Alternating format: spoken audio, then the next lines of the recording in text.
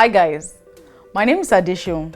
On today's episode of Mailbox, again we'll be talking about conversations, concerns, mails from different people. Join me as we go, as we address this.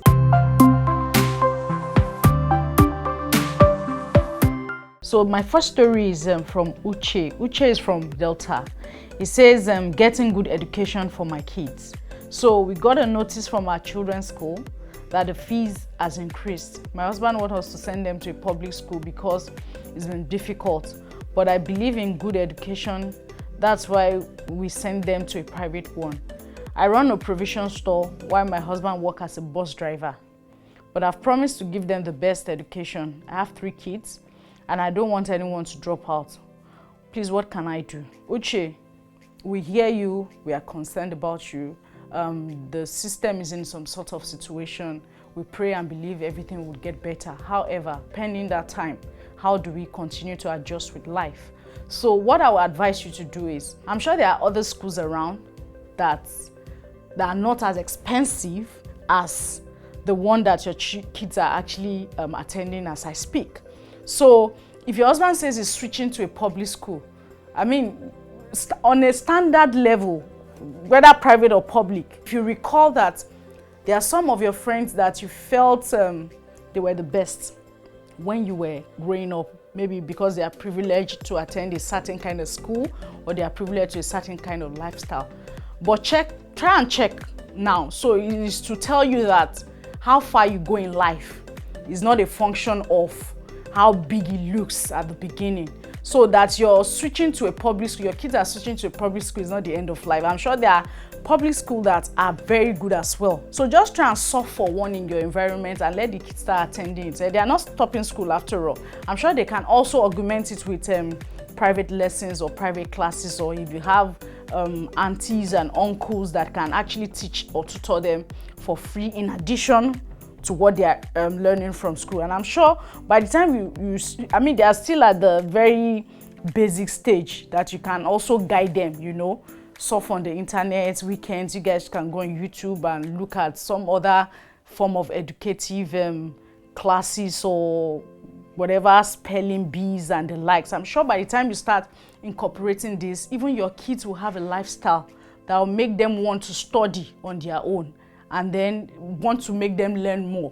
And as you do that, I'm sure their learning skill will begin to expand and they can be better kids for the future. That's it. I think, Uchechi, I've been able to answer your question.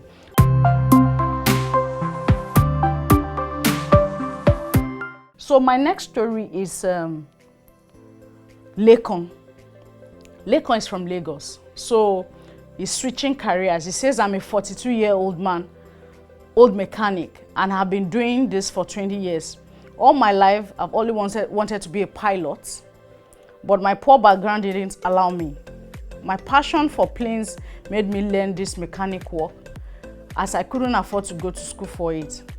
But the desire to be a pilot is still within me. How can I go about this? Or is it too late for me? So I'm not in the aviation industry, and I'm sure there are rules and guides to all these applications. So there are different levels and different qualifications in the aviation industry that I'm aware of. But what I know is that at 42, you should be getting to the peak of your career, even if you're working in any of the industries. So it's expected that you should have crossed some certain hurdles or learned some certain things.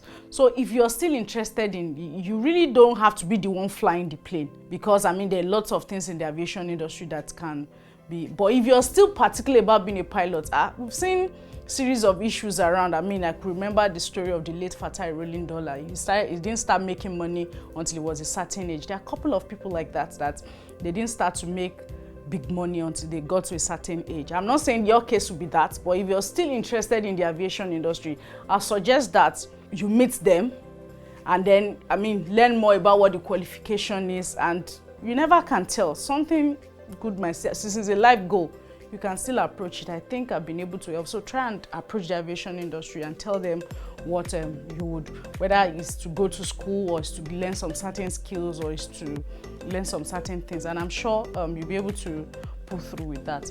that'll be that for Lekon from Lagos.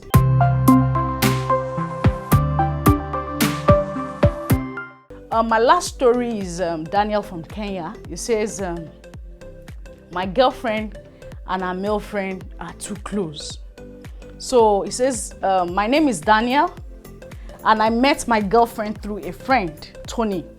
The problem is they are too close and I doesn't seem comfortable with that.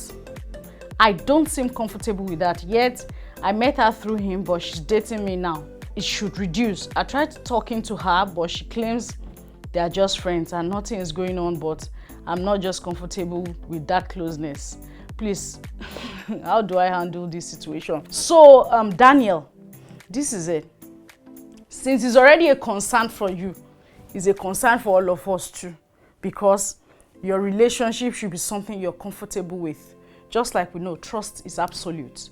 So you need to, I mean, it's your girlfriend that concerns you now, because she should be closer to you than your friend. So try and address some issues or some things that you see her do, or some certain conversations that they engage in. And if she doesn't stop, it's not a do or die affair. Thank God it's still a boyfriend-girlfriend relationship. It's not like you guys are married. So probably she's already telling you that she's more comfortable with the guy than you. But if you see that it's clearly not just what you think, because most times we tend to be very sensitive with relationships that are across. So a male-female relationship is always something that everybody wants to address in a certain way.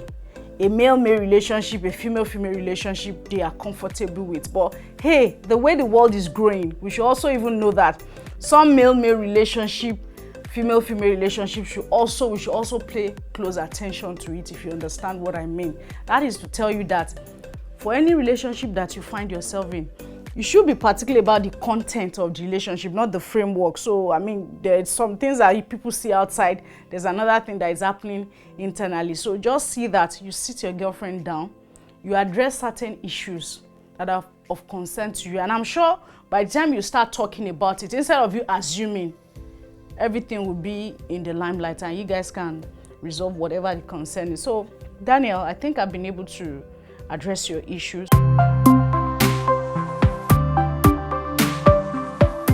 So guys, that'll be all on this episode of Mailbox. Till next time, catch you.